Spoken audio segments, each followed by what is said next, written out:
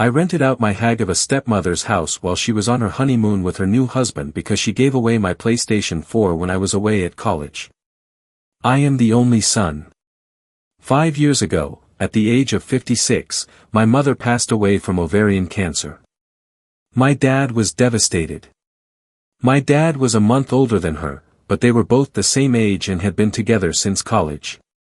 When the major events begin, I am 23 years old and about to graduate from college with a degree in chemistry. I received a full scholarship to college. Later on, this will be significant. When my mom was a nurse in the hospital where she spent her last days, my dad got to know my now stepmother. Amelia, my stepmother, hit all the right chords to win my father's trust.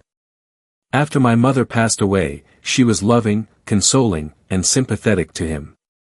It was up to my dad whether he wanted to be in a relationship with her, but I was old enough at 17 to realize that she was only attempting to gain access to his wealth. I had just received a scholarship to study abroad the next year while I was in my last year of public school. During the year that my dad was grieving for my mother, Amelia would, in my judgment, call him once a month or so to see if she could get her hooks into him. A year later, Amelia removed the gloves and started pursuing my father. When Amelia and my dad first began dating, she was just 41 years old. Although I did not like her, my dad at least did not seem to be as depressed anymore. I therefore made an effort to be a little less critical of her and to give her the benefit of the doubt. But I had a gut feeling that I could not trust her. However, we are Scandinavian, and in my family at least, the son does not give his father advice or even voice an opinion. In case you were wondering, Amelia is from the Czech Republic. Throughout his career, my father was a very successful banker who accumulated a sizable wealth portfolio. I will not go into the specifics, but Amelia and my father were married after 6 months of courtship. Even though he was just 58 years old, my dad was growing weaker and never truly recovered from my mom. He called me to him since his health was failing and asked me directly, "Boy, what do you need to set you up in this life?" "I do not need anything," I informed him. "I can take care of myself since I am a man." "But, Dad, what are you even discussing? You will continue to exist for decades to come." I did remind him that my aunts and cousins, his live sisters, had children.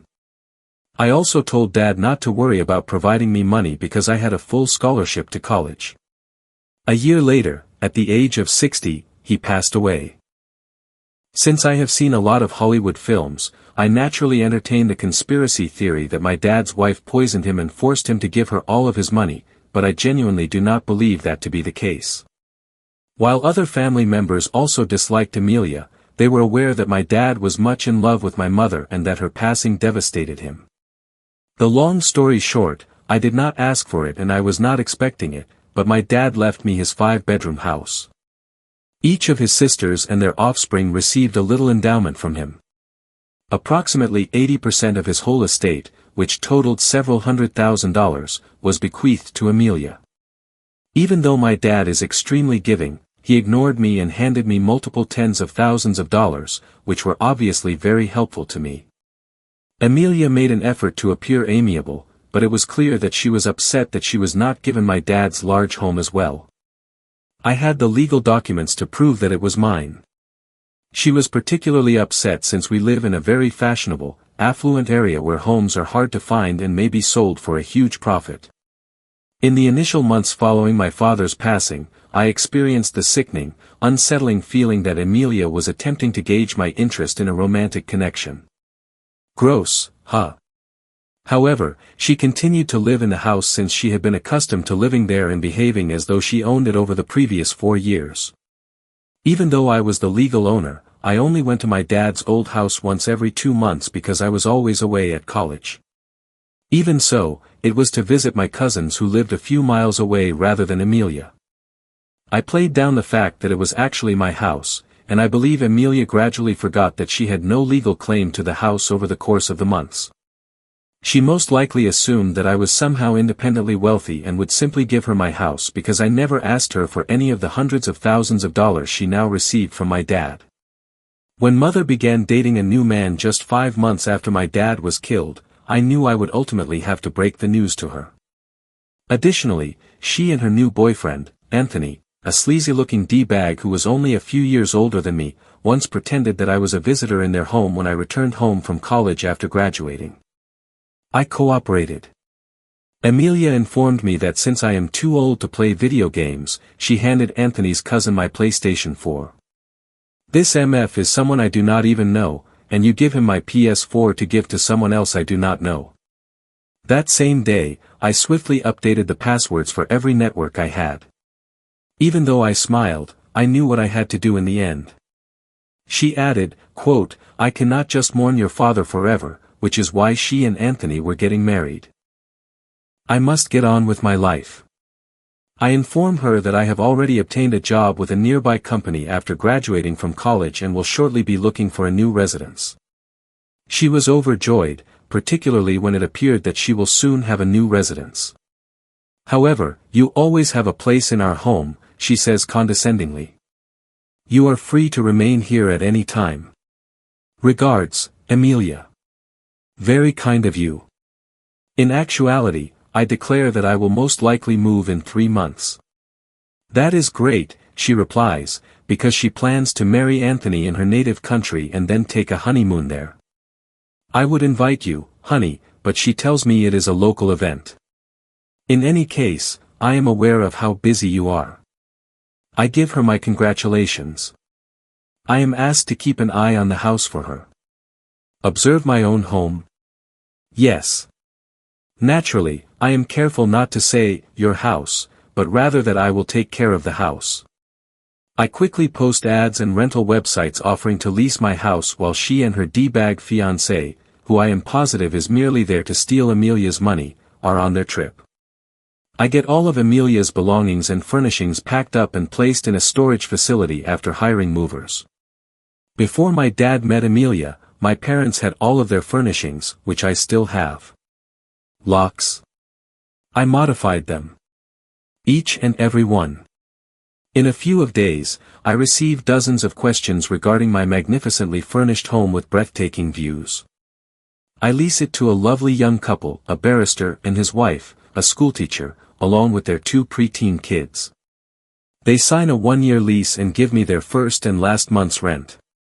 I give them my lawyer's contact information, the same lawyer my dad hired, in case they need any reassurance that I am on level, but I also warn them about my insane stepmom who believes this is her house. The details of the storage facility, including the fact that I kindly paid for 4 months of storage in advance, a whole month longer than Amelia's honeymoon trip in Czech Republic, are also shared with my lawyer. After that, I discovered a fantastic apartment in the city close to my new job, where I also met a woman at a restaurant I often go to at night after a long day at the office. We are engaged to be married after 6 months of dating. When Amelia discovered she had been expelled from my home, she naturally tried to yell and raise disturbance, but my lawyer quickly silenced her so I would never have to speak to her garbage face again. According to what I have been told, she and her garbage husband left the country, and I suppose that they are spending all of my dad's money and will soon run out of money after experiencing a small taste of what they perceive to be the high life. Thus, it is possible that Amelia will attempt to con another lonely man into handing her his money. Speaking of money, the house I rent out is bringing in so much that I can pay for my cousin's college education and move in with my fiancé to a bigger apartment. I truly could live off just renting my dad's old house, but I enjoy my job. To be a good sport, I might have let Amelia to stay at the house if she had just been nicer and cooler. And if she did not enter my room, of course. However, I had to make her homeless as a wedding present because she had to behave in this way. Even though I did not utilize my last PS4 too much, I did get a second one after grip. It made no difference. Amelia did not want to reveal anything.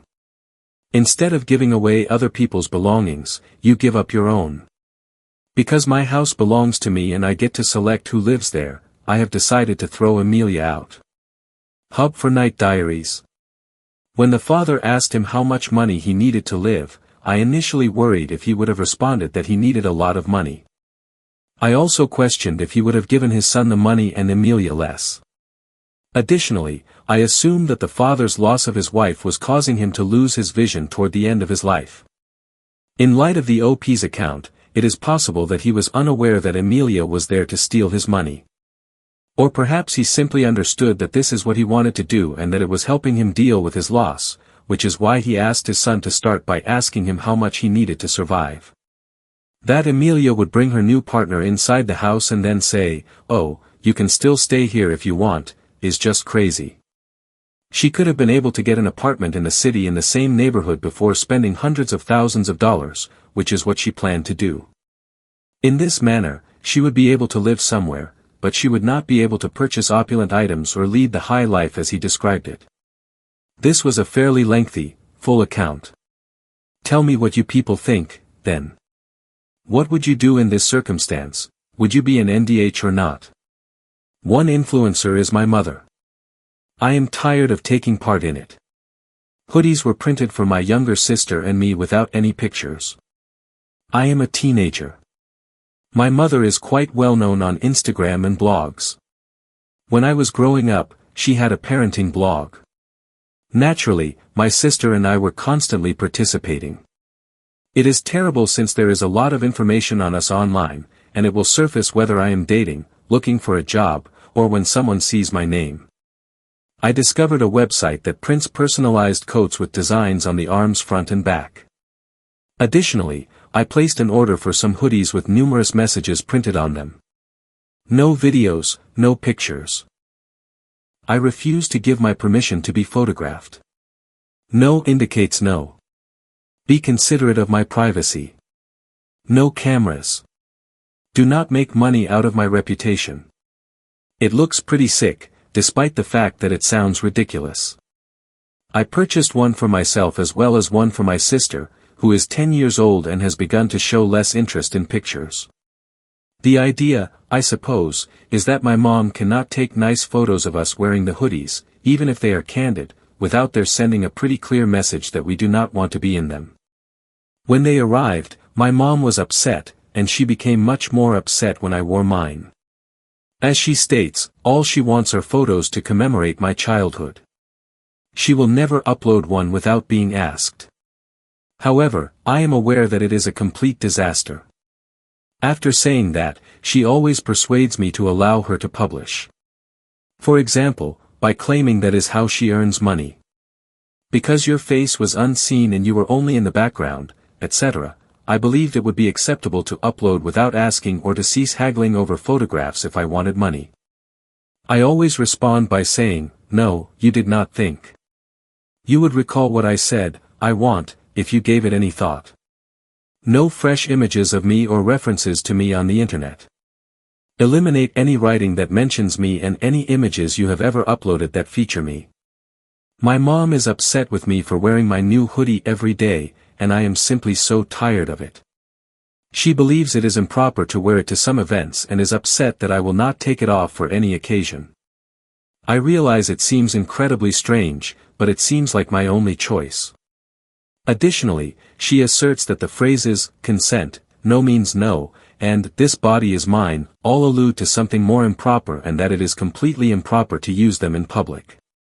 Because it appears like a quote gangster hoodie, we have argued about me wearing it to family gatherings and school functions where the dress code is often more formal. I am not sure how to respond to that, but I disagree. So Night Diaries Hub wears my no photos hoodie all the time. What could possibly be wrong with wearing a hoodie that reads, "This body is mine," and no means no? Common reason seems to dictate that aspect of the conclusion. Although the idea is not very startling, it appears that a new era of influencers growing up with children and then continuously employing them as content creators is about to begin. After that, the children will most likely become like this. Although there are already influencers with children, I believe that this trend will only grow in popularity. And this is simply crazy. There is no room for doubt. The girl does not want to be included in any kind of media, including photos or articles. It is not that difficult. The daughter seems to know exactly what she wants, and it is not being involved in this. Perhaps the mother thinks that she cannot change course, or perhaps there is some other urgency at play. It will be fantastic for her if the hoodie keeps her out of the pictures. Nevertheless, based on the mother's persistent prodding, it appears like she will finally figure out a way to get her back into her blog or whatever she is doing. What would you do, then, if you were in this circumstance? Furthermore, is she the NDH? Why would Night Diaries hub want my daughter's boyfriend, who is also her soon-to-be fiancé, to be aware of her sinister secret prior to their marriage? I adore my 26-year-old daughter, whom I am the father of. Although I enjoy spending time with my daughter and we have a terrific relationship, there is something about her that many people find unsettling. She has been identified as a sociopath. She showed strange, unsettling behavior early on, and I recognized she required professional assistance following a terrible event involving her younger sister. She suffered greatly during her elementary school years, receiving numerous reprimands for lying, cruelty, and other misbehaviors. Her misbehavior was reduced as she grew older with a great deal of therapy and assistance. I had suspected ASPD for a long time before she was diagnosed with it at the age of 18. Her subsequent years were far more productive once her violent tendencies were subdued. She has a respectable career, a solid education, and she abides by the law. She has a large number of close friends and fans, particularly men. She is incredibly charming and skilled at drawing men in and holding their attention. She consults that outdated dating manual, the guidelines, as if it were a Bible. I have a very close relationship with her boyfriend, who has been dating her for approximately a year and a half. We frequently spend a lot of time together and reside in the same neighborhood. Despite his kindness, intelligence, and humor, I do not think she loves him. Since her diagnosis, we have had some very candid, in-depth conversations regarding her mental health, and she has been upfront with me about the fact that she does not feel love or empathy for anyone, not even her family.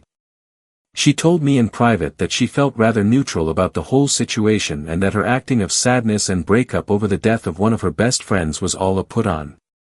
She has also claimed that she has never experienced regret for whatever she has done and is unaware of what it feels like to feel guilty. She is attracted to her partner and enjoys being around him, but I seriously doubt that she has much love for him. She has been extremely honest with me that she has no intentions to ever inform her boyfriend, who may soon pop the question, about her condition because she believes it will scare him away. She always replies, "I know you would not dare," when I make it plain that she must tell him the truth before they get married, that he has a right to know and think about it, or I will. In fact, I would. I have a lot of love and affection for this young man, and I would feel terrible if I kept this information from him and allowed him to enter into a marriage without it. I have no intention of ruining my daughter's future. Perhaps her boyfriend's admiration for her character and other qualities is sufficient to keep their relationship going. He is entitled to all the information, but it is up to him to decide. He will eventually discover that she is a little strange.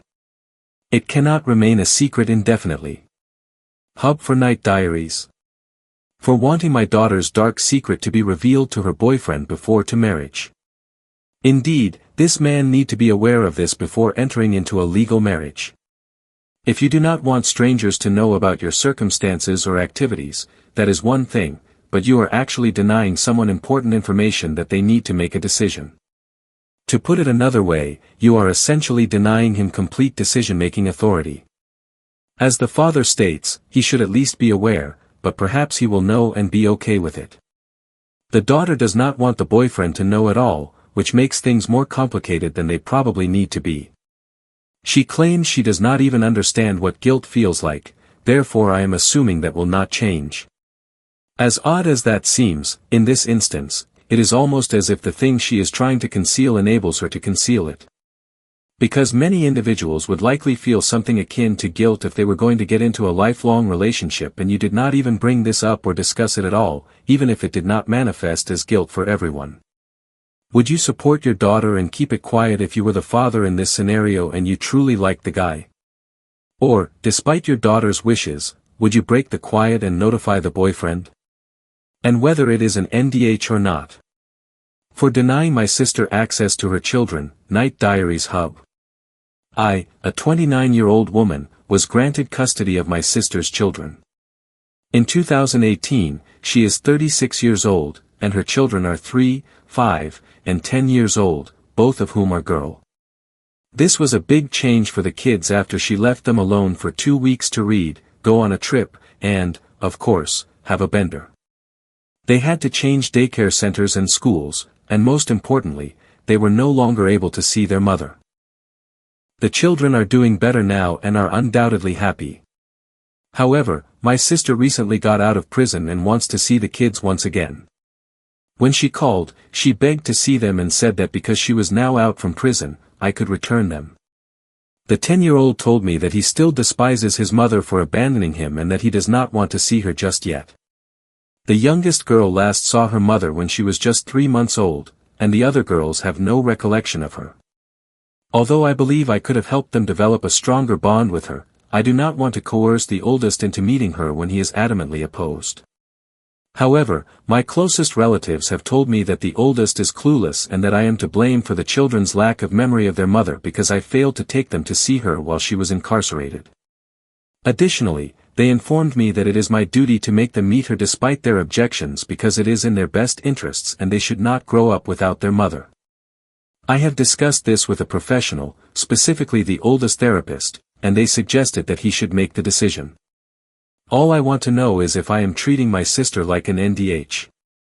In addition, I have complete custody of my adopted children, thus Night Diaries hub. This basically boils down to whether or not she intends to let people see her. Is it because she believes the children will be manipulated and then let down, or is it because she is an addict and does not want that to affect the children, or is there another reason why she does not want the children to see the mother? Because I do not really get why you would not want the children to visit the mother at all without knowing that aspect of it. Although I understand that I do not want the kids to live with her, there must be a deeper concern that something will happen that she is not really addressing in this, or perhaps it is clear and I am not recognizing what that fear is. She may be present with them while they are seeing the mother to prevent her from leaving with the children and running away or whatever, but that would only be the case if the children had no say in the matter. When the child firmly states that he still despises his mother for abandoning him and that he does not want to see her, everything changes. Listening to the child should, in my opinion, take precedence over a lot of stuff since the child needs to feel like he has some control over everything, even when his mother simply abandoned him and went to jail. Therefore, letting the child make this choice could at least be beneficial. At least someone is paying attention to the child who is speaking and being explicit about this, even if that decision just affects him and the 2 daughters can still see their mother. The OP even has a professional opinion on this, since the professional obviously suggested that it should be up to him. However, tell me what you people would do in this circumstance. Do you think you would let the children visit their mother?